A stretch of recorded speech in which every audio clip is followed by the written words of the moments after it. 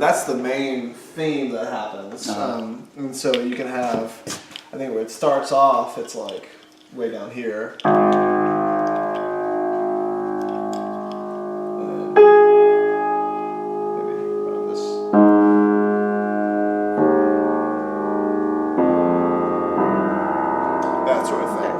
But there's a lot of different ways that you can utilize that, and really the whole piece is a development of those 4 notes. Cool. I'm not sure I use more than those 4 notes in the entire thing. So the variety in the music comes from using different voices. With with the electronic aspect of it, I can use as many as I want. So like the Nora theme and the Jane theme and they're all the same 4 notes in some fashion, but different, like a guitar or the right, yeah, different instruments and that sort of thing. And then there's like a so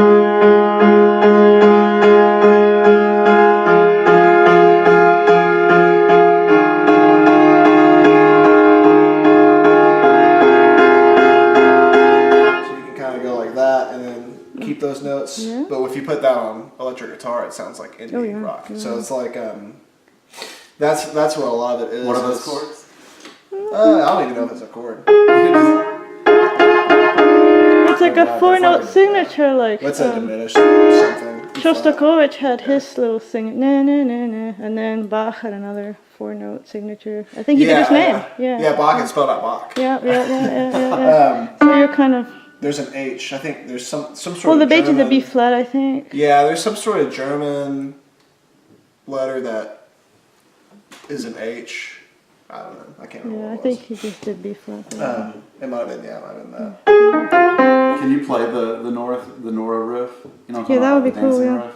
Oh no, I can't play that. You can't play it. I have no idea what. I know what it sounds like, but I'm not a piano player. Like a lot of times when I was recording that, I would do it like one hand at a time because I'm not a piano player. Right. And so like there's like the boom dun dun boom dun dun, that I would go like. Because that's the riff I'm thinking of. Yeah, right. And then I would play the right hand part separately. And the cool thing about that is like a lot of times it was done in one take. Yeah. I was like, oh, that sounds pretty cool. Yeah. And then you just keep on going. Yeah. And then those things write themselves, or they just kind of come out.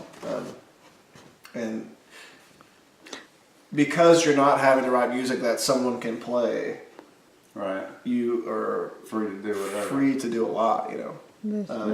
But the clip that we pull for you it'll include like all of those. Yeah. That's very those moments. Well, I guess my final cool question is no, do what you're gonna do. I was just gonna. Okay. Nice.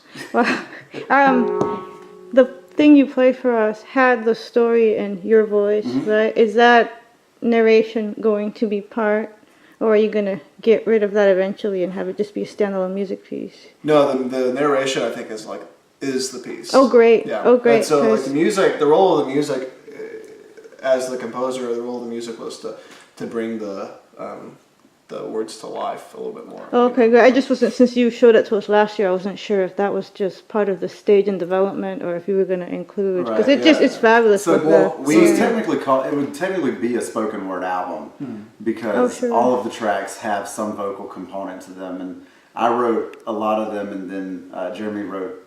My poems are like a lot like my music, where they use 6 or 7 words. Oh, cool. It's very minimal. But there's this there's the centerpiece of the album that would be it's like 3 parts, and this is what we've been working on today. It's an exorcism. It's called an exorcism, but it's really just it's exercising yourself from a person, essentially, right? Like trying to get yourself out of that, or even like that person exercising themselves from you in some ways, right? But just like the album as a whole, I think, is about trying to get free yourself from the demons of the past. And we're calling it right now, at least, the land of ghosts, and those people from our past who haunt us. And the album is really about trying to find ways to let those people go.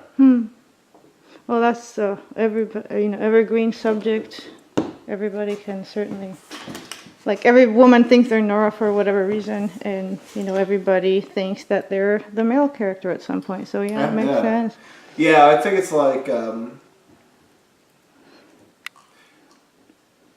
it's like one of those it's vague. It's all vague enough that everyone can relate to it to an extent. You know, it's like if we got really, really specific with what happened, or with the stories, I think it would lose. Like the vagueness of it is what makes it relatable. And the music is really vague, also. You know? Yeah, like if I describe Nora as she was like 5'3", she had curly brown hair sometimes, and it had like little tinges of red in it. Like then it becomes too specific, right? It becomes about those people instead of about me. And I think really good art allows us an opportunity to examine our own lives. Oh, yeah. Well, Scott McCloud is some kind of comic book guy, and he wrote a book called The Art of Comics, and he said that's the power of comic books, you know, like Charlie Brown. It really could be any person, you know, you recognize a person and you just see eyes, a face, going through stuff that everybody goes through. So it's almost like in a comic book way by simplifying so that no specific features show up, everybody can insert themselves into that narrative. I think that's one of the things that makes, like, I don't know if you watch BoJack Horseman, either of you. I have, I've tried. I think, like, I've not watched it. I love BoJack Horseman, and I think one of the reasons that it's like because it treats like mental illness and addiction and depression in really interesting and really like realistic ways, and I think one of the ways that it's able to get away with doing that is because they're animal characters. Oh yeah, sure, that's a whole and other... it's sort of like what you're talking about, because we can imagine BoJack as whoever because he's not a person. Right, he's like a horse head. Yeah. Yeah, that's cool. Yeah, but So any final thoughts on any of this? Nora will be out by the middle of next month. Yeah, Nora will be out and streaming on Spotify and Apple Music. And Apple Music by which the middle. I have both of right now because I'm too lazy to cancel free subscription trial bases. And then you get charged. Yeah. Actually, when I signed up for Apple Music, it was because I was here, and the Drake album came out. You told me to download the Drake album, and I did. Yeah, but I was impatient, so I downloaded it. I was going to be there that afternoon. Yeah, well, so I downloaded it, and it was only available on Apple Music for a time because Spotify, for whatever reason, was really slow getting it up. So I downloaded Apple Music. I went and down out of town, and I got Apple Music and downloaded the album, and I got a 3-month trial period.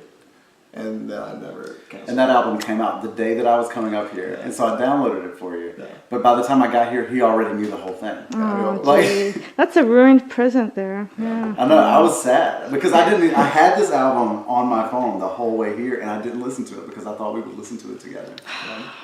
You're gonna make it up to him, man. One of the things that I remember most about Jeremy from that first year we were here is sitting in this room and on his computer listening to Drake songs because I had not been a Drake fan, and just watching Jeremy like get so excited about it.